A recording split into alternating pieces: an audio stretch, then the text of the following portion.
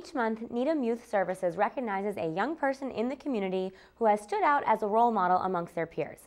This month, the award goes to John Williams. After visiting a nonprofit in North Carolina that refurbished computers for kids in need, John Williams decided to take on the challenge of creating a similar club right here in Needham. His efforts created the Needham High School Linux Club, which 2 years later led him to start his own nonprofit organization, the Linux Club Coalition.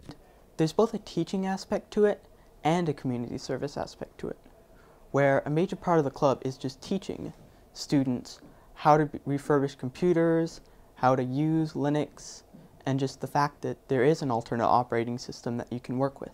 The Linux Club Coalition is a nonprofit dedicated to starting, teaching, and supporting student-run Linux-based computer refurbishing clubs. John's dedication to the Linux Club Coalition has reached to 4 schools and led him to be nominated for the Ray of Hope Award.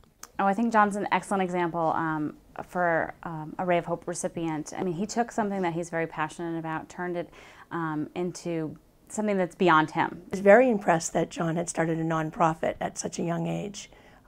You don't see that very often with someone so young. John is currently teaching an AP World History class to a group of high school homeschoolers. He also participates in his church choir and volunteers with Helping Hands, which helped to build a house in Belize for a hurricane victim. And John also has advice for others his age on how to get involved.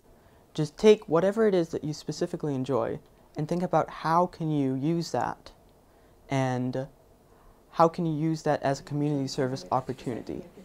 It not only helps the person who you're giving it to, but it also helps you as a person, because you develop skills and you develop all this type of work ethic for what you have. For the Needham Channel News, I'm Natalie Guthrie.